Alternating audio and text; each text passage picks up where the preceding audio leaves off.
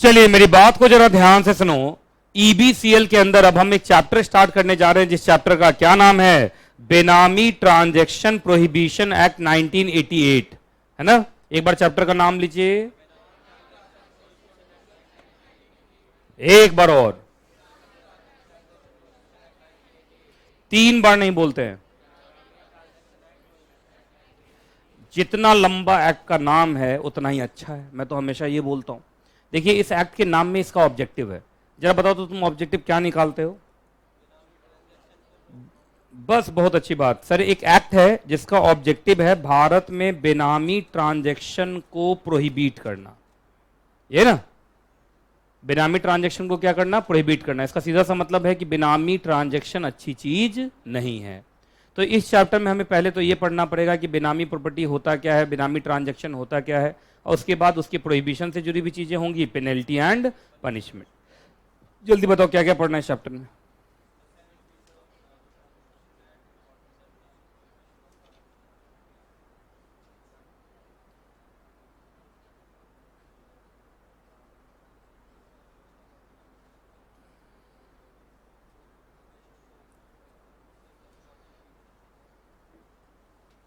पढ़ लिया? चलो सुनो अच्छे से जो मैं बोल रहा हूं, एकदम शांति से सुनते रहना, ठीक है? चलिए जी, देखिए ध्यान से सुनना। सबसे पहले बेनामी प्रॉपर्टी होता क्या है कि नहीं? पहले ये समझना है ना, बेनामी ट्रांजैक्शन या बेनामी। अच्छा, नाम हो गया और एक हो गया बेनाम। बेनाम का मतलब जहां नाम ना हो, ये ना नाम का उल्टा क्या होता है? बेनाम, ये होता ना। अब सबसे बड़ी बात है कि बेनामी ट्रांजैक्शन या बेनामी प्रॉपर्टी होता क्या है और उसको प्रोहिबिट करने की जरूरत क्या है कि नहीं? अब ध्यान से सुनिए। देखो जैसे मान लो कि मैं सीएस नीतीश कुमार जायसवाल हूं, मैं अपने नाम पर जितनी प्रॉपर्टी लूंगा, इसका मतलब वो सारी प्रॉपर्टी मेरे नाम पे होगी। तो जितनी प्रॉपर्टी मेरे नाम पे होगी उस सारी की सारी प्रॉपर्टी मेरे बैलेंस शीट में एसेट्स के रूप में दिखेगी, और जितनी ज्यादा प्रॉपर्टी मेरे बैलेंस शीट में एसेट्स के नाम से दिखेगी उतना ही ज्यादा वो इनकम माना जाएगा, और जितना इनकम माना जाएगा उतना इनकम टैक्स लगेगा। बात समझ में आ गया?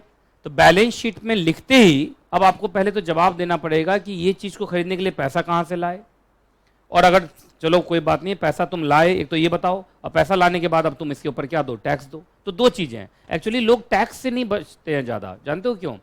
क्योंकि टैक्स, चलो भाई मालूम चलो मैं चोरी करके पैसा लाया, 30% दे दिया, फिर भी 70% है भाई। नहीं समझे आप? एक्चुअली लोग टैक्स से कम बचते हैं इस बात से कि कोई पूछ ना ले कि पैसा कहां से लाए, क्योंकि पैसा इलीगल है। नहीं समझ में आया लोग को? अच्छा एक बात बताओ, क्या लगता है तुम्हें ज्यादातर जो क्रिमिनल्स होते हैं वो टैक्स से बचते हैं या इस बात से बचते हैं कि कोई पूछ ना ले कि पैसा कहां से लाए हो? Source of income. अगर सोर्स ऑफ इनकम कोई पूछ लेगा तो फंस जाएगा ना, क्योंकि तो बोलेगा किडनैपिंग करके पैसा लाया हूं, तो चल पहले किडनैपिंग में बुक करेगा इसको, किडनैपिंग के सेक्शन में बुक होगा, गया जेल। टैक्स से ज्यादा दिक्कत नहीं है। एक आदमी किडनैपिंग करे, 1 करोड़ रुपया कमाए और 30% क्या दे दे? टैक्स दे दे, फिर भी 70 लाख है जेब में, क्या दिक्कत है? क्या पता वो किडनैपिंग करते समय सामने वाले पार्टी को कहे कि बेटा को गोली मार दूंगा, टैक्स के साथ पैसा भेजना। नहीं समझे? बात समझ में आ रहा है जो मैं बोलना चाह रहा हूं? तो देखिए टैक्स का उतना डर नहीं है। डर किस बात का है? सोर्स ऑफ इनकम का। क्योंकि सोर्स ऑफ इनकम बताना आपको पड़ गया तो आप फंस जाएंगे। अच्छा, सोर्स ऑफ इनकम कब बताना पड़ेगा? जब इनकम आपके बैलेंस शीट में दिखेगा। इनकम आपके बैलेंस शीट में तब दिखेगा जब उस इनकम से जो चीज खरीदे होगे तुम अपने नाम पे खरीदे होगे। अच्छा, हम अपने नाम पे ना खरीदते, किसी और के नाम पे खरीद ले तो हम बच गए। तो इसलिए जो अमीर लोग हैं, क्या है? अमीर में याद रखिएगा हम लोग में से कोई नहीं आता है। मैंने बताया था ना आपको कि अमिताभ बच्चन ने के इंटरव्यू में क्या बोला था कि वो मिडिल क्लास है। उसके बाद मुझे पता चला कि मैं लोअर मिडिल क्लास हूं। बात समझ में आ रहा कि नहीं आ रहा जो मैं बोल रहा हूं? तो आप समझिए, ये तो करा हमारा तो कोई क्लास ही नहीं है फिर, है कि नहीं? आप समझिए जो मैं बताना चाह रहा हूं। तो ये जो सुपर अमीर होते हैं ये लोग ये सब काम करते हैं। अरे हम लोग बस इनकम ही कितना आता है जो बेनामी करेंगे? नहीं समझे? इन लोग के पास अथाह इनकम होता है। सुपर रिच बोलना इसका मतलब अनलिमिटेड इनकम है कि नहीं? अनलिमिटेड इनकम है। पावरफुल लोग हैं। क्या है? पावरफुल लोग हैं। पावरफुल लोग, पावर सिर्फ पैसा से नहीं बनता है, इन लोगों के आगे पीछे 100 आदमी भी है, और 100 आदमी ऐसा है कि जो उनके कॉन्फिडेंस का है, तभी तुम बेनामी कर पाओगे ना। मान लो, सुनो जरा ध्यान से, मैंने इसके नाम पे प्रॉपर्टी खरीद लिया, ये प्रॉपर्टी लेके भाग गया तो गया ना मैं। तो मैं तो ऐसे को चुनूंगा जो मेरे कंट्रोल में रहे। अब मेरे कंट्रोल में कोई आदमी, इसका मतलब मैं बाहुबली। नहीं समझ में आया? अरे आजकल तो माँ बाप के कब्जे में बच्चा रहता ही नहीं है, 16 साल का हुआ, मैं इंडिपेंडेंट हूं, तो दूसरे के कंट्रोल में क्या रहेगा? आज की दुनिया बदल गई है, बच्चे माँ बाप के कंट्रोल में नहीं है, पत्नी पति के कंट्रोल में नहीं है, गर्लफ्रेंड बॉयफ्रेंड एक दूसरे के कंट्रोल में नहीं है, स्टूडेंट टीचर के कंट्रोल में नहीं है, सब इंडिपेंडेंट हो चुके हैं। क्या हो चुके हैं? इंडिपेंडेंट। तो इसलिए आज की दुनिया में बेनामी ट्रांजैक्शन करने के लिए भी किसका नाम यूज किया जाए, ये भी अपने आप में बहुत बड़ा टास्क है। अब कुछ लोगों को ऐसा लग रहा है कि क्या मतलब बेनामी वाले के फेवर में बोल रहे हैं कि अगेंस्ट में बोल रहे हैं, क्योंकि आप लोग भी जब सीएस बनेंगे बहुत पैसा कमाएंगे, है ना, बहुत पैसा कमाएंगे, अनलिमिटेड पैसा कमाएंगे अगर आपने फ्रॉड किया तो। देखिए ईमानदारी से तो क्या ही पैसा मिलता है, घर चल जाता है, पेट चल जाता है, एक सोसाइटी में अच्छा स्टैंडर्ड लाइफ मिल जाता है। लेकिन अगर आप अनलिमिटेड पैसा कमाना चाहेंगे उसके लिए तो ज़्यादातर लोग फ्रॉड का ही रूट पकड़ते हैं। अब फ्रॉड का रूट पकड़िएगा, इलीगल पैसा आएगा, इलीगल पैसा आएगा, अपने नाम से प्रॉपर्टी खरीदेंगे, पकड़े जाएंगे। तो लोग क्या करते हैं, किसी ऐसे को ढूंढते हैं जो विश्वासी हो, क्या हो, विश्वासी हो, उसके नाम पे प्रॉपर्टी खरीद लेते हैं और उसी प्रॉपर्टी को क्या बोलेंगे, बेनामी प्रॉपर्टी, और ऐसे ट्रांजैक्शन को क्या बोलेंगे, बेनामी ट्रांजैक्शन। मतलब पैसा लगा है किसी और का और नाम यूज हो रहा है किसी और का। बात समझ में आई कि नहीं जो मैं बोल रहा हूं? इसी को क्या बोलते हैं एग्जैक्टली हम, बेनामी ट्रांजैक्शन या बेनामी प्रॉपर्टी। एक वीडियो दिखाता हूं, उस वीडियो से बहुत क्लियर हो जाएगा आपका, है ना, कि बेनामी ट्रांजैक्शन होता क्या है, उसको अच्छे से सुनना, ठीक है। ये सेकंड वाले को थोड़ा बढ़ाओ, तो सेकंड वाले को बढ़ाओ बढ़ाओ बढ़ाओ बढ़ाओ, बस बस बस सुनना इसको अच्छे से, ठीक है। ये कई प्रॉपर्टीज के मालिक, कोई भी बड़ा शहर हो, कई बेनामी संपत्तियां हैं इनके पास जिन पर नाम किसी और का। शहर के बड़े कारोबारी हैं, अरबों के मालिक, लेकिन कागज पर सिर्फ एक बिजनेस है इनके नाम, बाकी सब कुछ बेनामी। और इनका लॉकर ज्वेलरी और कैश से भरा हुआ है, लेकिन लॉकर पर भी नाम किसी और का। वास्तव में ऐसे बेनिफिशियरी ओनर्स अपनी काली कमाई छुपाने के लिए भोले भाले लोगों व उनके नाम का इस्तेमाल करते हैं और कानून की आंखों में धूल झोंकते हैं। और यही कुछ लोग सारे समाज को दूषित भी करते हैं। लेकिन अब बेनामी संपत्तियां ज्यादा दिन तक छुप नहीं पाएंगी। अब तक 6,900 करोड़ रुपए से अधिक की बेनामी संपत्ति आयकर विभाग द्वारा अटैच की जा चुकी है। याद रखिए, बेनामीदार व्यक्ति, बेनिफिशियरी ओनर्स और बेनामी लेन देन के लिए उकसाने वाले व्यक्ति सभी को जुर्माने के साथ 7 साल तक के कारावास की सजा हो सकती है और बेनामी संपत्ति भी जब्त की जा सकती है। ध्यान रहे, बेनामी संपत्ति मुसीबत को बुला से मिलिए। बात समझ में क्या क्या इसमें बोला गया था, बोलो तो क्या क्या नाम यूज हुआ था? बेनामीदार, बेनिफिशियल ओनर, बेनामी ट्रांजैक्शन, 7 साल की सजा, ये सारी चीजें था ना। मैं फिर से एक बार सुना रहा हूँ क्योंकि अभी तो कीवर्ड्स तुमने देखे नहीं थे, अब तुम कीवर्ड्स पर ध्यान दोगे क्योंकि वही मुझे पढ़ाना है, ठीक है। ध्यान से देखना, फिर से सुनना अच्छे से, ठीक है। इनसे मिलिए, कई प्रॉपर्टीज के मालिक, कोई भी बड़ा शहर हो, कई बेनामी संपत्तियां हैं इनके पास जिन पर नाम किसी और का। शहर के बड़े कारोबारी हैं, अरबों के मालिक, लेकिन कागज पर सिर्फ एक बिजनेस है इनके नाम, बाकी सब कुछ बेनामी। और इनका लॉकर ज्वेलरी और कैश से भरा हुआ है, लेकिन लॉकर पर भी नाम किसी और का। वास्तव में ऐसे बेनिफिशियरी ओनर्स अपनी काली कमाई छुपाने के लिए भोले भाले लोगों व उनके नाम का इस्तेमाल करते हैं और कानून की आंखों में धूल झोंकते हैं। और यही कुछ लोग सारे समाज को दूषित भी करते हैं। लेकिन अब बेनामी संपत्तियां ज्यादा दिन तक छुप नहीं पाएंगी। अब तक 6,900 करोड़ रुपए से अधिक की बेनामी संपत्ति आयकर विभाग द्वारा अटैच की जा चुकी है। याद रखिए, बेनामीदार व्यक्ति, बेनिफिशियरी ओनर्स और बेनामी लेन देन के लिए उकसाने वाले व्यक्ति सभी को जुर्माने के साथ 7 साल तक के कारावास की सजा हो सकती है और बेनामी संपत्ति भी जब्त की जा सकती है। ध्यान रहे, बेनामी संपत्ति मुसीबत को बुलावा। बात समझ में आ गया? बात समझ में आ गया? तो मुझे लगता है इससे काफ़ी कुछ समझ में आ गया। पूरा जीरो करो, पूरा जीरो कर दो। हाँ ठीक है, अब मैं लाइन बाय लाइन पढ़ाना स्टार्ट करूँ। देखो होता कैसे है, एक चीज़ और यहाँ भी दिखा देता हूँ। इधर देखो चार्ट के थ्रू भी बेनामी ट्रांजैक्शन में जनरली कैसे होता है। देखो ये सारी चीज़ें इसके अंदर होती हैं। ये चार्ट तुम्हारे बुक में बना भी हुआ होगा, बना है ना। देखो सबसे पहले आ जाओ स्टेप नंबर 1 में, ये है रियल ओनर। रियल ओनर को बोलते हैं बेनिफिशियल ओनर। तुम्हारे बुक में अगर चार्ट बना तो इसका नाम चेंज करो, बेनिफिशियल ओनर। क्या बोलते हैं? बेनिफिशियल ओनर, बेनिफिशियल ओनर, ठीक लिखा। उसके बाद ये तो बेनामीदार ही है और ये हो गया बेनामी प्रॉपर्टी। ये क्या हो गया? बेनामी प्रॉपर्टी लिखो।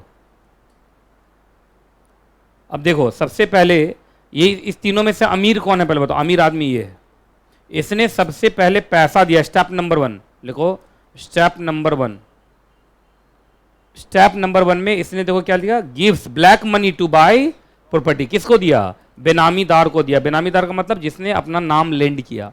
अब बेनामीदार ने उसी के पैसे से ये प्रॉपर्टी खरीद ली, स्टेप नंबर 2। लेकिन ये प्रॉपर्टी पे पैसा किसका लगा था? बेनिफिशियल ओनर का। तो यूज कौन करेगा?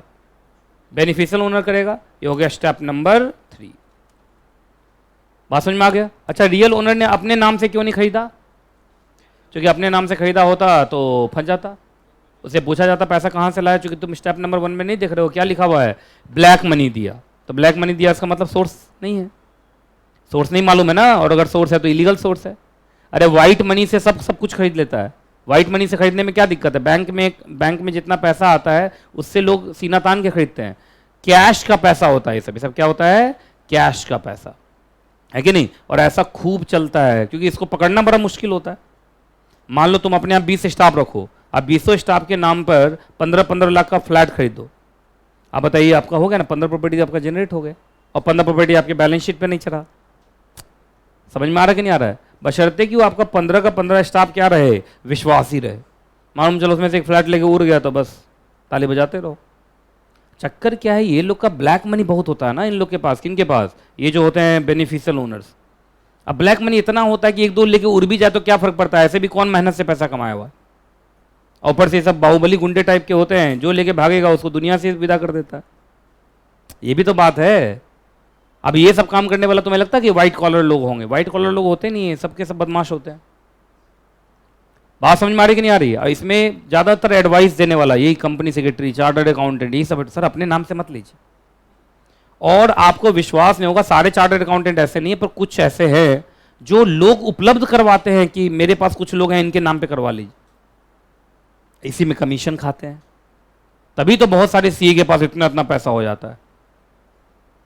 अरे एक बार तो 100 करोड़ का ट्रांजैक्शन है और तुमने उसको बेनामीदार दिलवा दिया, और 100 करोड़ के ट्रांजैक्शन में 2-4 करोड़ रुपए किसको मिल जाता है? सीए को। इसलिए सीए सब देखा हो करोड़पति बन जाता है। तुमको लगता है बैलेंस शीट बना बना के कोई करोड़पति बन जाएगा? बैलेंस शीट तो टैली बना देता है। अच्छा, टैली सॉफ्टवेयर नहीं बना देता है बैलेंस शीट? ये सारा कहानी यहाँ है। मतलब आपको एकाएक बहुत पैसा चाहिए तो ये सब करना पड़ेगा। लेकिन मैं ये समझाना चाह रहा हूँ कि ये सब ठीक नहीं है। मैं ये समझाना चाह रहा हूँ क्योंकि तुमको पहले दिखा दिया था 7 साल तक की क्या हो सकती है? जेल। चलिए अब पढ़ना शुरू करें। मुझे लगता है सारी कहानी आपको समझ में आ गई। चलिए लाइन बाय लाइन टैली करें। बोलो, किसी को कोई दिक्कत है तो बताओ। समझ में आ गया ना अच्छे से? चलो ठीक है। आइए, इस एक्ट का क्या ऑब्जेक्टिव है जल्दी बताइए। एक तो बेनामी ट्रांजैक्शन को क्या करना? प्रोहिबिट करना। टिक लगाते चलो स्पीड में। बेनामी ट्रांजैक्शन को प्रोहिबिट करना, और जितनी भी प्रॉपर्टी बेनामी प्रॉपर्टी है उसको सरकार रिकवर कर लेगी। मतलब प्रॉपर्टी किसकी हो जाएगी? सरकार की हो जाएगी। तो यहां पर लिखो कन्फिस्केशन है। मतलब सरकार ये सारी प्रॉपर्टी को क्या कर लेगी? कन्फिस्केट। तुमने अभी सुना नहीं था उस वीडियो में कि आपकी बेनामी प्रॉपर्टी जब्त कर ली जाएगी? तो एक बात बताइए, सिर्फ बेनामी ट्रांजैक्शन को रोका जाएगा या बेनामी ट्रांजैक्शन अगर हो गया तो उसकी सारी प्रॉपर्टी जब्त भी कर ली जाएगी? तो एक प्रोएक्टिव अप्रोच है, एक रिएक्टिव अप्रोच है। पहला वाला क्या है? प्रोएक्टिव अप्रोच, की कोशिश करेंगे कि बेनामी ट्रांजैक्शन ना हो। लेकिन अगर हो गया तो उससे बेनामी ट्रांजैक्शन करके लोग क्या बनाएंगे? बेनामी प्रॉपर्टी बनाएंगे। तो बेनामी प्रॉपर्टी जो भी बनाओगे वो सरकार का हो जाएगा, तो तुमको कुछ मिलने वाला नहीं। ऊपर से 7 साल का जेल अलग और जो जुर्माना है सो अलग, प्रॉपर्टी भी गया। आइए सेलिएंट फीचर्स देखें। सेलिएंट फीचर्स में मेन अगर बातें करें तो आइए, सबसे पहले बेनामी ट्रांजैक्शन क्या होता है, बेनामी प्रॉपर्टी क्या होता है, इन सब के बारे में डेफिनेशन देगा। नीचे डेफिनेशन आ रहा, देखो आ रहा डेफिनेशन नीचे उसी पेज के नीचे आ गया। आगे क्या ये कॉन्सिक्वेंसेस भी बताता है कि अगर तुम ये बेनामी ट्रांजैक्शन तो तुम्हारे साथ ये होगा, पेनल्टी एंड पनिशमेंट। ये क्या है? Penalty and punishment. लिखो पीएनपी। पीएनपी का मतलब पेनल्टी एंड पनिशमेंट। उसके बाद ये पहले डिटरमाइन करेगा कि, और आपको पेनल कॉन्सिक्वेंसेस से बताएगा। मतलब डिटर्मिनेशन का मतलब कि कितना ज्यादा का बेनामी ट्रांजैक्शन है और कितना ज्यादा पेनल्टी पनिशमेंट लगाने की जरूरत है। उसके बाद आगे इसके अंदर कुछ कोर्ट बनाए जाएंगे जिसको क्या बोलेंगे हम? Special court. तो स्पेशल कोर्ट को सिविल कोर्ट वाले ही सारे पावर्स दिए जाएंगे। बाकी इस एक्ट के अंदर जो अथॉरिटीज है वो अथॉरिटीज़ को भी सिविल कोड वाले पावर दिए जाएंगे। आपने देखा होगा जितने भी रेगुलेटर्स होते हैं थोड़े बहुत पावर उनके पास कौन वाले होते हैं, सिविल कोड्स वाले होते हैं। और भी मिसलेनियस प्रोविजन है, जैसे नोटिस भेजना है, protection of action taken in the good faith, अभी हम देखेंगे। तो सेलियंट फीचर्स बता रहा हूँ, बाद में लाइन बाय लाइन तो पढ़ाऊंगा ही। सेंट्रल गवर्नमेंट को पावर दे दिया क्या बनाने के लिए, रूल्स। ऐसे भी मोदी साहब जब से आए तब से इस एक्ट को कुछ ज़्यादा ही खूंखार बना दिए। ऐसे तो ये एक्ट कब का है, 1988 का है, पर इस एक्ट का नाम भी लोग नहीं जानता था भारत में। और जब से मोदी सरकार आई तब से ही तो हो रहा है ये सब बेनामी बेनामी हल्ला हुआ है। तो इन्होंने इस एक्ट में अमेंडमेंट किया, पहले 3 साल का जेल था, बढ़ा के 7 साल कर दिया, है कि नहीं। सिर्फ अभी बीजेपी वाले ये सब काम कर सकते हैं, हम लोग नहीं कर सकते। अभी तो देश में ऐसा ही चल रहा है ना, अभी कुछ भी कौन कर सकता है, सिर्फ बीजेपी वाले लोग कर सकते हैं, हम लोग नहीं कर सकते। कांग्रेस में क्या था कि सब कमाओ सब खाओ, हम भी कमा रहे हैं तुम भी कमाओ। बीजेपी में सिर्फ हम कमाएंगे बाकी कोई मत कमाएगा, यही चल रहा है। अगला, अच्छा एक बात बताइए, इसके अंदर क्या कुछ स्पेशल कोड भी बनेंगे, बोलो कुछ क्या बनाए जाएंगे स्पेशल कोड। जैसे आते सेबी एक्ट में भी स्पेशल कोड बना, तुम लोगों को सब पढ़ाया हुआ मैंने। सेबी एक्ट में स्पेशल कोड नहीं बना था। उसके बाद आपको यहाँ पेनल्टी के बारे में भी बताएगा कि अगर बेनामी ट्रांजैक्शन करते हैं या फॉल्स डॉक्यूमेंट दिखाते हैं, झूठा बिल दिखाते हैं, तो उस केस में पेनल्टी वेनल्टी लगेगी। ये तो खैर हमको पढ़ना है। शुरू करें हम। इंपॉर्टेंट डेफिनेशन, सबसे पहले बोलो डेफिनेशन। पहला डेफिनेशन बेनामी प्रॉपर्टी, बड़ा आसान डेफिनेशन दिया है। बेनामी ट्रांजैक्शन करके कोई प्रॉपर्टी बनाओगे तो क्या कहलाया जाएगा, बेनामी प्रॉपर्टी। नहीं समझ में आया। Any property which is derived from बेनामी ट्रांजैक्शन इज नोन एज बेनामी प्रॉपर्टी। कोई दिक्कत? अच्छा सिर्फ एक बात बताइए, हमने बेनामी प्रॉपर्टी बना लिया, बेनामी ट्रांजैक्शन करके क्या बना लिया, बेनामी प्रॉपर्टी, उतना ही तक है, या बेनामी प्रॉपर्टी से जो प्रोसीड्स मिलेगा वो भी बेनामी? प्रोसीड्स का मतलब जैसे एग्जांपल रेंट, बिल्डिंग तुम बना लिए बेनामी और उसके ऊपर रेंट कमा रहे हो, तो रेंट भी क्या माना जाएगा, बेनामी। मतलब उस सारे चीजों पे जितना रेंट कमा लोगे वो भी, जो बिल्डिंग है वो भी, जिस दिन पकड़ाओगे सब सरकार का हो जाएगा। ये बात समझ में आया कि नहीं है मैं जो बोल रहा हूं? तो बताओ बेनामी प्रॉपर्टी का 2 डेफिनेशन। सर बेनामी ट्रांजैक्शन करके जो भी प्रॉपर्टी बनाएंगे दैट बिकम्स द बेनामी प्रॉपर्टी, एंड बेनामी प्रॉपर्टी से जो प्रोसीड्स का मतलब इनकम, जो इनकम होगा दैट ऑल्सो बिकम्स द बेनामी प्रॉपर्टी। याद रहेगा। आगे बढ़े। अब बात यह आती है कि बेनामी ट्रांजैक्शन होता क्या है। तो आइए भाई, बेनामी ट्रांजैक्शन क्या होता है। तो बेनामी ट्रांजैक्शन का मतलब जरा ध्यान से सुनो, प्रॉपर्टी खरीदा कोई और पैसा दिया कोई और। ये लिखा हुआ देख लो, देखो यहां पे लिखो, हिंदी में लिख लो, खरीदा कोई और पैसा दिया कोई और। लिखो यहां पे ये है खरीदा कोई और, पहला वाला क्या है, खरीदा कोई और, लिखो खरीदा कोई और सेकंड में लिखो पैसा दिया कोई और। ये लिखा हुआ ना, नहीं समझ में आया इन लोग को, लैंग्वेज पढ़ो वही तो लिखा हुआ है। अरे शॉर्टकट बता दूंगा तो एग्जाम में याद रहेगा, सेंटेंस खुद से बना लोगे, है ना। प्रॉपर्टी खरीदा कोई और पैसा दिया कोई और। पर कुछ लोग बोलेंगे कि सर ऐसे तो बहुत बार होता है, बेटा प्रॉपर्टी खरीदता है पिताजी पैसा देते हैं, हाँ बीवी प्रॉपर्टी खरीदती है पति पैसा देता है, ऐसा होता है ना बहुत बार। तो क्या उस केस में ये भी बेनामी मान लिया जाएगा? जी नहीं, इसके 3 एक्सेप्शंस हैं, लिखो। अच्छा एक्सेप्शन सारे का या सिर्फ ए का, है ना? क्या एग्जैक्टली 3 एक्सेप्शंस हैं। अच्छा 3 एक्सेप्शन पढ़ाने से पहले ए तो कंप्लीट हो गया, बी भी थोड़ा पढ़ लो जरा। देखो यहां पे प्रॉपर्टी खरीदा गया किसी और के बेनिफिट के लिए और पैसा दिया कोई और। देखो यहां लिखा है the property is held for the immediate और फ्यूचर बेनिफिट डायरेक्ट और indirect of the person who has provided the consideration. देखो लिखा ना, मतलब नाम किसी और का चल रहा है और फायदा कोई और ले रहा है। तो लिखो यहां पे, इसमें लिखो, इसमें इसका हिंदी क्या लिखोगे, नाम किसी और का फायदा ले रहा है कोई और। लिखो नाम किसी और का फायदा ले रहा है कोई और। ये तो पक्का फायदा। जब बताओ फायदा कौन लेता है, बेनिफिशियल ओनर। नाम किसका चलता है, बेनामीदार। क्या लिखा तुमने, नाम किसी और का फायदा ले रहा है कोई और। अच्छा फायदा कौन ले रहा होगा, नहीं बेनिफिशियल ओनर तो है, लेकिन इस लैंग्वेज में कौन है, जो पैसा दिया होगा वो अलग बात, जो सच में पैसा दिया होगा। पैसा कौन दिया था, बेनिफिशियल ओनर ना, ब्लैक मनी। अरे पैसा देने वाला तो बेनिफिशियल ओनर ही है ना। नाम किसी और का यूज कर रहा है कोई और यूज पक्का वो कर रहा है जिसने पैसा लगाया। बात समझ में आ गया। लेकिन इसके 3 एक्सेप्शंस हैं। कितने एक्सेप्शन बताओ, 3। पहला, एक बात बताओ, एचयूएफ के अंदर जो भी एचयूएफ की प्रॉपर्टी होती है, HUF समझते हो ना, Hindu undivided family model, first में पढ़े होगे तुम लोग SBC में। HUF की जो भी प्रॉपर्टी होती है उसका फायदा सब लेता है, कोपार्सिनर, याद होगा दो लोग होते हैं, एक कौन कौन होता है, कर्ता, एक होता है कोपार्सिनर। लेकिन प्रॉपर्टी होती है किसके नाम पे, कर्ता, पर फायदा तो लेता है कोपार्सिनर। तो क्या ये भी बेनामी हो जाएगा क्या, ये बेनामी होगा नहीं, ये चलेगा ना। देखो नाम कर्ता का पर बेनिफिट किसको मिल रहा है, कोपार्सिनर को, तो ये बेनामी माना नहीं जाएगा। आगे तो भाई HUF के नाम पे होती है लेकिन मेन तो करता ही होता है ना। अगला फिड्यूसरी कैपेसिटी, जरा बताओ तो इसमें जैसे आपको मालूम होगा कंपनी की प्रॉपर्टी का फायदा कौन लेता है, कंपनी के लोग, जैसे शेयर होल्डर्स हो गए, डायरेक्टर्स हो गए, ये लोग। पर कंपनी की प्रॉपर्टी किसके नाम पे होती है, कंपनी के नाम पे होती है।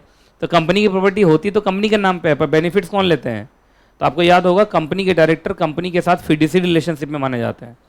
तो जहां फिड्यूसरी रिलेशनशिप है, जैसे ट्रस्टी, तुमको याद होगा ट्रस्टी में भी ट्रस्ट प्रॉपर्टी ऑथर का होता है, पर उसको यूज कौन करता है, trustee, for the benefit of beneficiary.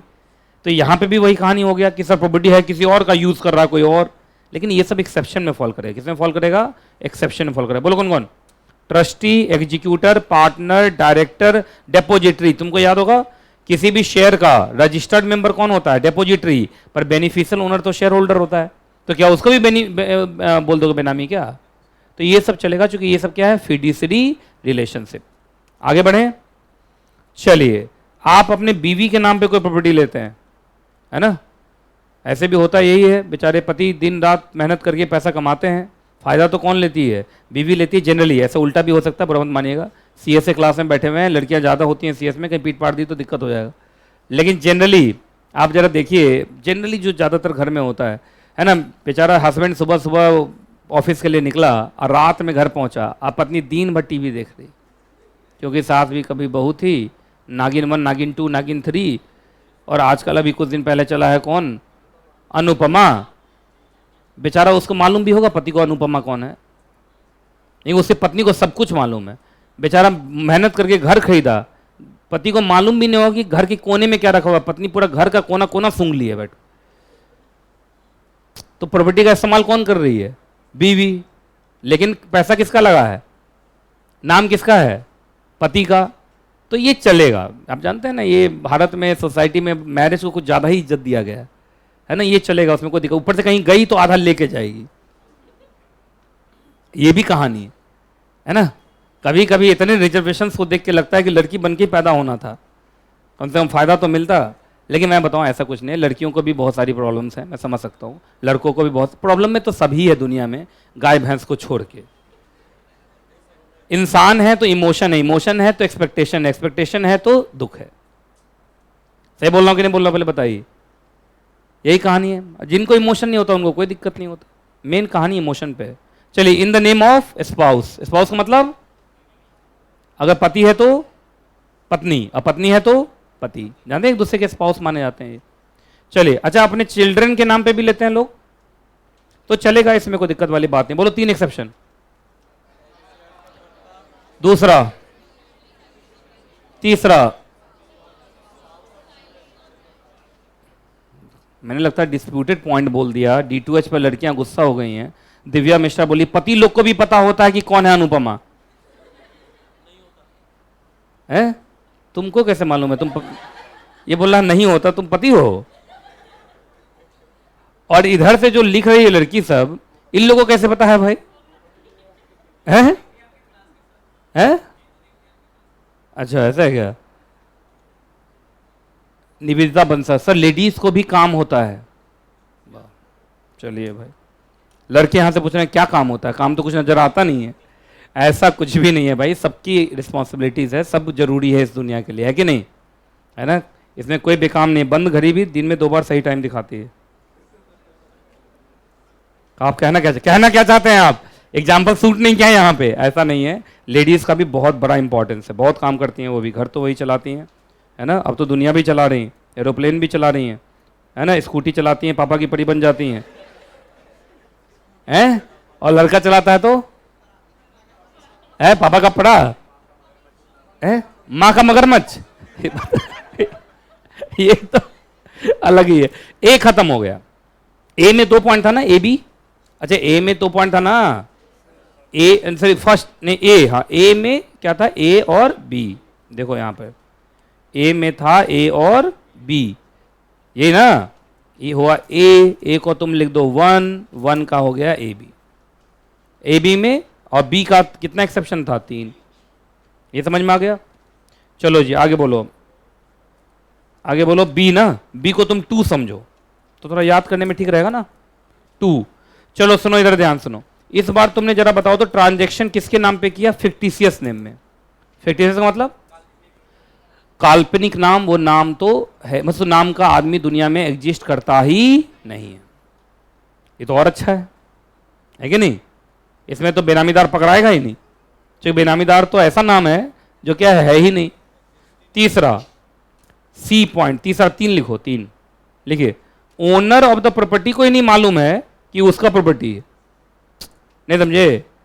बहुत बार ऐसा इनकम टैक्स का छापा पड़ता है और सीबीआई का रेड होता है, ईडी का रेड होता है, और उसमें निकलता है कि भाई ये प्रॉपर्टी जो है, ये प्रॉपर्टी जो भोलू का है, तो भोलू को बुलाया गया, क्या बात है भाई, देख के तो लग नहीं रहा है कि ताजमहल जैसा प्रॉपर्टी है तुम्हारा। कहा मेरा है, पता ही नहीं था।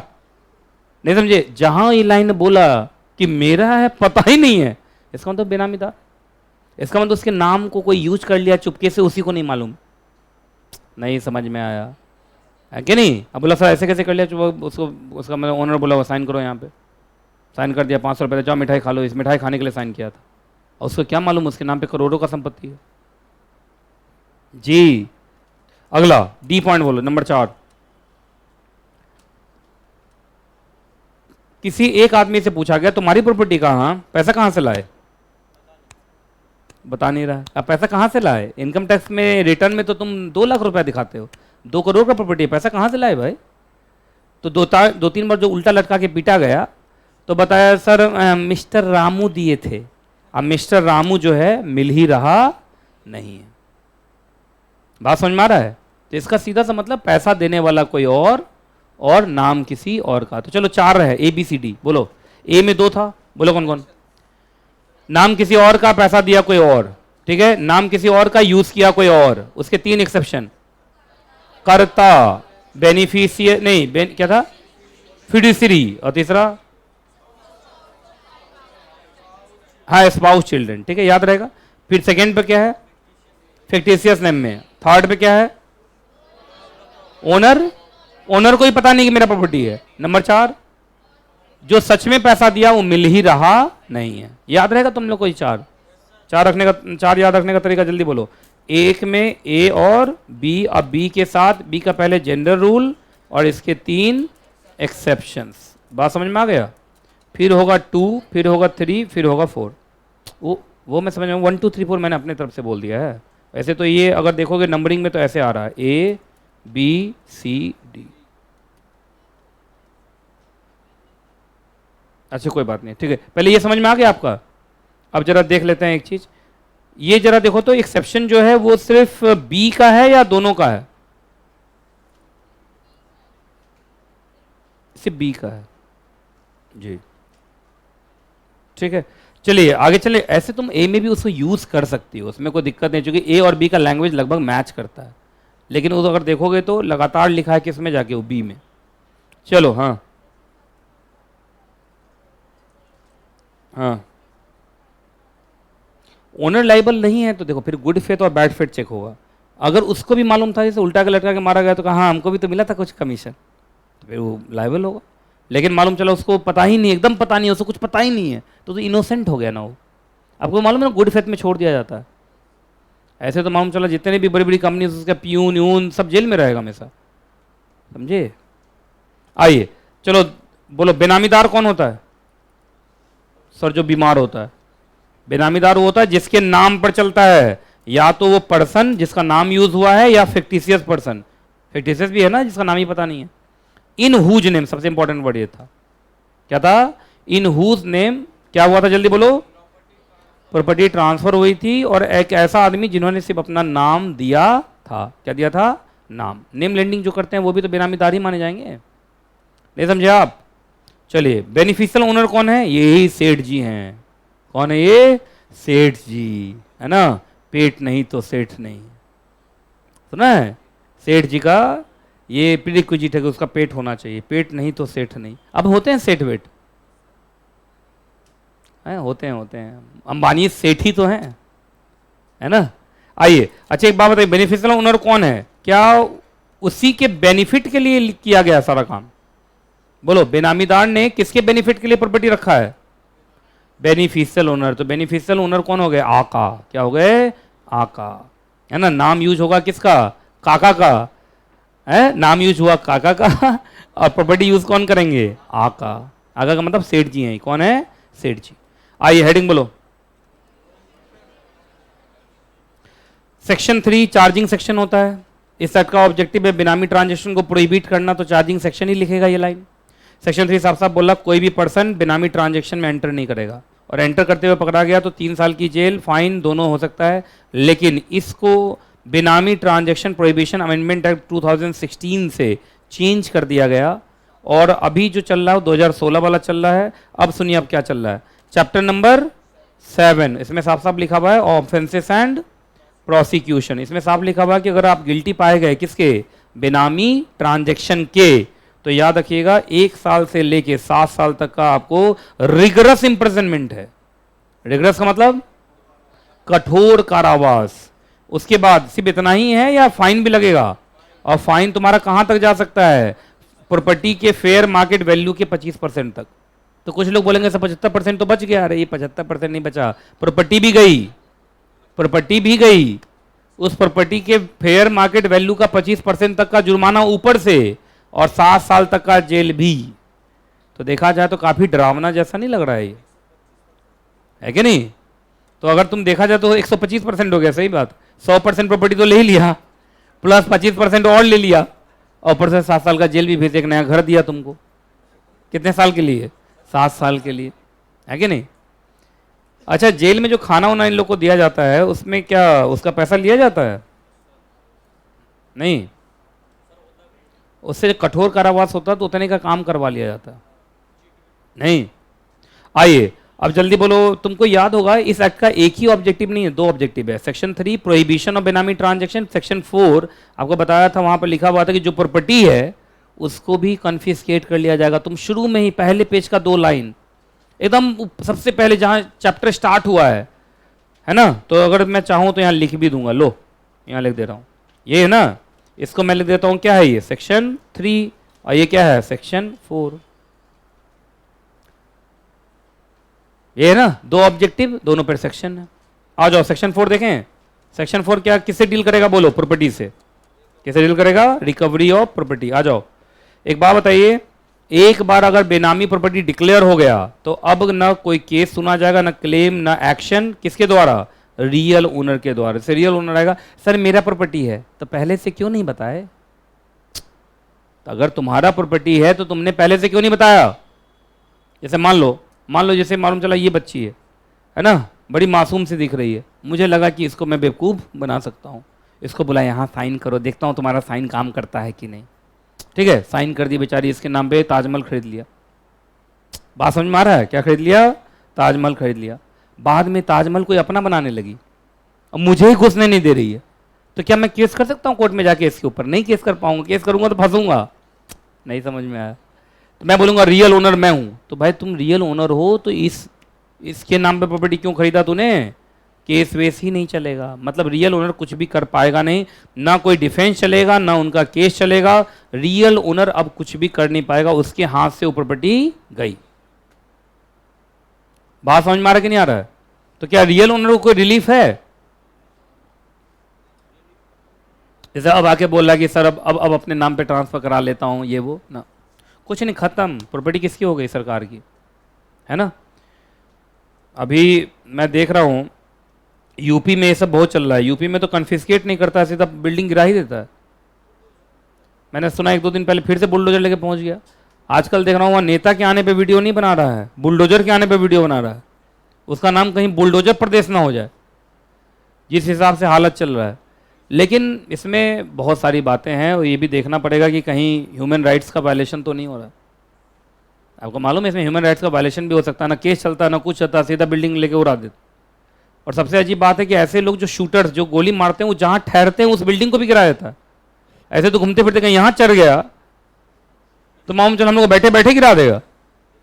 अभी हालत वो एक्चुअली डर बना रहे हैं। क्या बना रहे हैं? डर कि बाहुबली सिर्फ हम हैं और कोई बाहुबली नहीं बनेगा, है ना।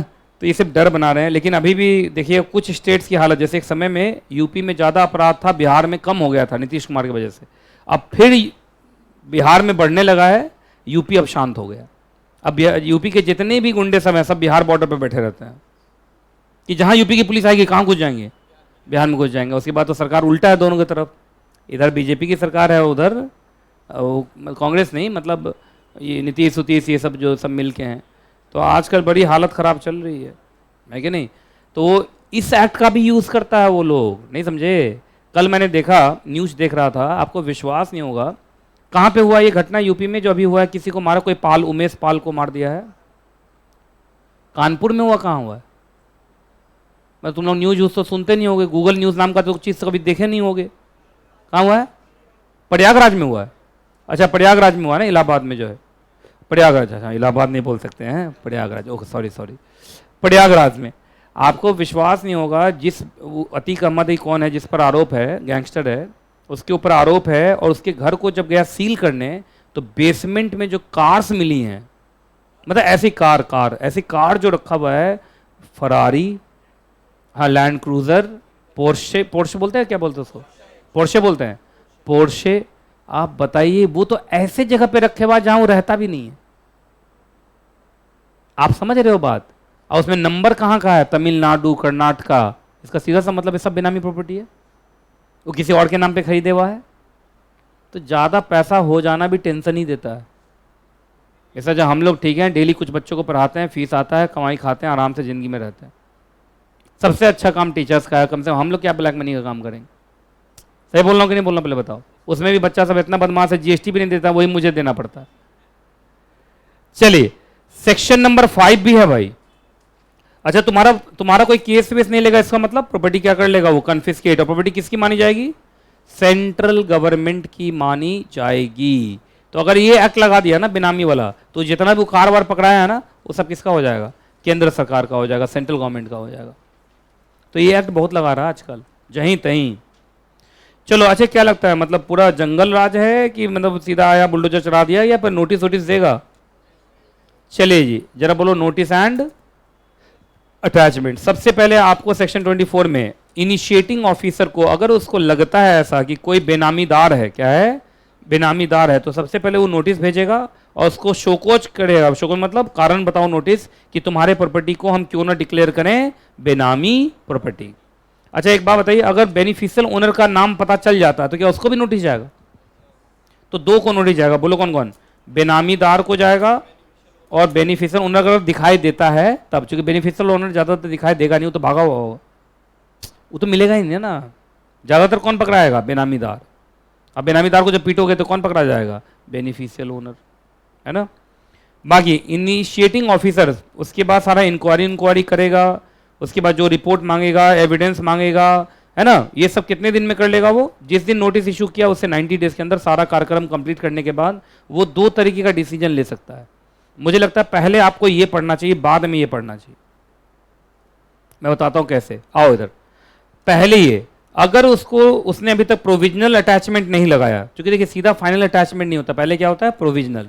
तो सबसे पहले वो प्रोविजनल अटैचमेंट कर देगा। क्या करेगा? प्रोविजनल अटैचमेंट कर देगा। बात समझ में आ गया? और या नहीं करेगा, दोनों में से कोई एक ही डिसीजन लेगा ना। या तो प्रोविजनली अटैच करेगा या वो प्रोविजनली अटैच नहीं करेगा, ये डिसीजन है। अब आओ, अब सेकंड पढ़ते हैं। पहले से ही प्रोविजनल अटैचमेंट का ऑर्डर पास हो चुका था, तो या तो उसको कंटिन्यू करेगा या उसको रिवोक करेगा। नहीं समझ में आया? ये समझ में आ गया मैंने क्यों उल्टा पढ़ाया? तुम देखो बी पहले आएगा ना, पहली बार तो प्रोविजनल अटैचमेंट लगाया होगा या नहीं लगाया होगा। अगर वो पहले से लगाया होगा तो फिर ए में जब जाओगे तो या तो उसको कंटिन्यू कर देगा या उसको रिवोक कर देगा। रिवोक का मतलब कैंसिल कर देगा।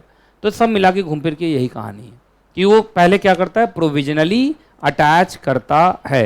लेकिन याद रखना, अगर प्रोविजनल अटैचमेंट को बढ़ाएगा तो पहले किससे अप्रूवल लेना पड़ेगा? उसको अप्रूविंग अथॉरिटी से अप्रूवल लेना पड़ेगा। प्रोविजनल है ना, कुछ ही दिन के लिए आप उसको कंटिन्यू कर रहे हो तो नॉर्मल अटैचमेंट जैसा हो गया।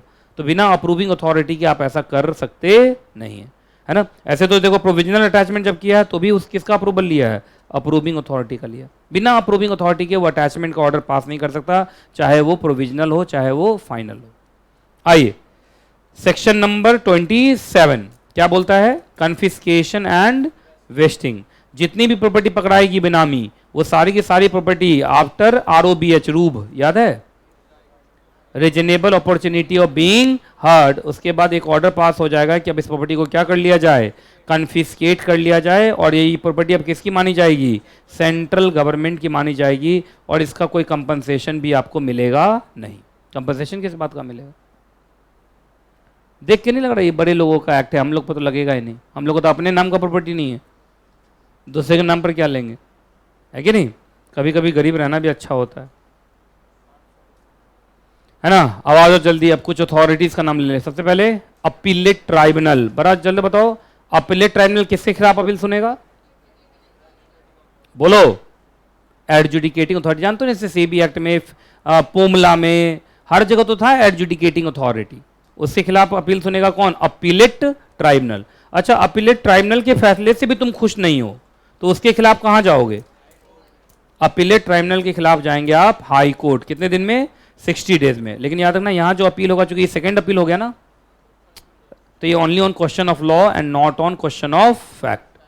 फिर वही बात, section 5 of the limitation act, sufficient cause है तो 60 दिन के बाद भी तुम्हारा केस वो ले लेगा, याद है ना section 5 of the limitation act. अरे जब 60 डेज बोलते हैं तो section 3 of the limitation act हो गया, और सफिशिएंट कॉज पे एक्सटेंशन नहीं मिलता है। सेक्शन 3 के साथ हमेशा सेक्शन 5 होगा, क्योंकि ये लाइन तो आपको लिखना ही पड़ेगा, सफिशिएंट कॉज तो किसी के साथ भी हो सकता है नहीं। चलिए कुछ स्पेशल कोर्ट्स भी बनाए गए हैं, क्या बनाए गए हैं, कौन बनाएगा स्पेशल कोर्ट, सेंट्रल गवर्नमेंट अकेले अकेले या chief justice of high court से मिलके। अच्छा, जो स्पेशल कोर्ट बनेगा कोई छोटा मोटा कोर्ट या court of session he, court of session है। कोर्ट ऑफ सेशन इसलिए क्योंकि मालूम होगा ये क्रिमिनल एक्ट है, ये जो एक्ट है ना ये क्या है, क्रिमिनल लॉ। अरे 7 साल का जेल सुना रहा तो क्या हो गया, क्रिमिनल लॉ। आज आपको याद हो क्रिमिनल कोर्ट, डिस्ट्रिक्ट लेवल पे क्रिमिनल कोर्ट कौन होता है, सेशन कोर्ट। जो डिस्ट्रिक्ट कोर्ट होता है ना वो सिविल कोर्ट होता है ना, और जो कोर्ट ऑफ सेशन होता है वो क्या होता है, क्रिमिनल। तो जितने क्रिमिनल केस होंगे तुमने सुना होगा सेशन कोर्ट में जाता है, कहाँ जाता है, सेशन। तो चूंकि ये लॉ भी क्रिमिनल लॉ है, 7 साल तक का जेल बता रहा, कम से कम 1 साल का तो जेल है ही, तो क्रिमिनल मैटर है तो कहाँ जाएगा, कोर्ट ऑफ सेशन। तो किसी भी कोर्ट ऑफ सेशन को ही डेजिग्नेट कर देगा कि यही इस एक्ट के लिए क्या माने जाएंगे, स्पेशल कोर्ट माने जाएंगे। अच्छा, जरूरी है हर डिस्ट्रिक्ट में हो, जो एरिया सरकार बताए, सेंट्रल गवर्नमेंट बताए। सेंट्रल गवर्नमेंट को लगता है कि 10-20 डिस्ट्रिक्ट मिला के एक ही बना दें तो बना देगा, कभी कभी लगता है बहुत बड़ा डिस्ट्रिक्ट है तो एक ही डिस्ट्रिक्ट में 2 बार बना दे तो 2 बार बना देगा, जैसा उसको सही लगे वो बना सकता है। अब आ जाओ ऑफेंसेस एंड प्रोसिक्यूशन, फिर पढ़ा ही चुका था, चैप्टर नंबर 7। आपको मालूम ना 2000 कब अमेंडमेंट हुआ, 2016 में, है ना। सुनिए, अगर आपने कभी भी बेनामी ट्रांजैक्शन में एंटर किया, ऑब्जेक्टिव क्या था, आप लॉ को डिफीट करना चाहते थे या सरकारी खर्चों से या क्रेडिटर्स को बेवकूफ बनाना चाहते थे। आपको मालूम है अपने नाम पे प्रॉपर्टी लेंगे तो क्रेडिटर्स आपका प्रॉपर्टी ले लेगा। नहीं मालूम है तुम लोग को। अरे तुमने किसी से लोन लिया और लोन वापस नहीं किए तो क्रेडिटर्स आके तुम्हारी प्रॉपर्टी पर कब्जा नहीं जमा लेगा। तो तुम लोन वापस करना चाहते नहीं हो तो तुम प्रॉपर्टी लिए पर किसी और के नाम से लिए, अब तो क्रेडिटर टच नहीं कर पाएगा। इसका मतलब तुमको याद हो, इट्स सब डॉक्ट्रिन ऑफ फ्रॉडुलेंट ट्रांसफर पर आया था तुम लोग को टोपा में, भूल गए ये लोग। टोपा में 6 डॉक्ट्रिन थे, उसमें से एक डॉक्ट्रिन ये भी था कि क्रेडिटर्स को बेवकूफ बनाने के लिए जो प्रॉपर्टी ट्रांसफर होती है वो नल एंड वॉइड मानी जाती है। तो याद रखना, अगर ऐसा करते हुए पकड़े गए तो याद रखना कौन कौन पकड़ाएगा, बेनिफिशियल ओनर, बेनामीदार और एनी अदर पर्सन जो इन लोगों को इन सब चीज़ों में मदद करता है। इसी में सब ये प्रोफेशनल्स आते हैं, CA/CS सब। देखो CA/CS बेनामीदार खुद तो होगा नहीं, बेनिफिशियल ओनर होगा नहीं, तो ये कौन लोग होंगे जो हेल्प कर रहे हैं, क्या कर रहे हैं चीज़ों को छिपाने में, चीज़ों को हेल्प कर रहे हैं। ये सारे के सारे लोग क्या माने जाएंगे, गिल्टी माने जाएंगे। कौन, प्रॉपर्टी, हाँ प्रॉपर्टी डीलर्स भी हो सकते हैं, यस है। Any other person who abets or induces any person to enter into such benami transaction, मतलब ऐसे लोग जो लोगों को कन्विंस करते हैं कि आइए इसमें ट्रांजैक्शन में आइए, है कि नहीं, या किसी को बचाने की कोशिश करते हैं। अबेट्स कहाँ, उकसाना, जैसे उकसाया, कन्विंस किया, अरे करिए ना कोई दिक्कत नहीं, हम है ना पीछे से, जब जेल जाओगे तो सबसे पहले वो भागा रहेगा। तो यहाँ की स्थिति बहुत ख़राब है भाई। और फिर वही बता दिया था 1 साल से लेके 7 साल तक का जेल हो सकता है, वो भी नॉर्मल इंप्रिजनमेंट या रिग्रेस। और आपका फेयर मार्केट वैल्यू के 25% तक का क्या लग सकता है, फाइन लग सकता है ना लिखा हुआ। अच्छा, कंपनीज अगर ऑफेंस करेगी तो सबसे पहले तो कौन पकड़ा रहा है, इंचार्ज। ये हर जगह ऐसे लिखा रहता है। लेकिन फिर वही बात, अगर वो प्रूफ कर दे कि सर मेरे नॉलेज में नहीं था, तो एक चीज से बच जाएगा वो। किससे बच जाएगा, सिर्फ पनिशमेंट से बचेगा, पेनल्टी तो लगेगा ही, पेनल्टी से नहीं बच पाएंगे आप। फिर वही बात, अगर ये पता कभी चलता है, क्या पता चलता है कि ये जो हुआ है डिफॉल्ट, वो डायरेक्टर, मैनेजर, कंपनी सेक्रेटरी और अदर ऑफिसर की कंसेंट या कनाइवेंस से हुआ है, तो फिर वो डायरेक्टर, वो मैनेजर, वो कंपनी सेक्रेटरी, वो अदर ऑफिसर भी क्या होगा, लाइबल होगा। बात समझ में आई कि नहीं, पहले बताइए आप। तो ये आपका छोटा सा चैप्टर था जो हो गया KHATAM खत्म। ठीक है।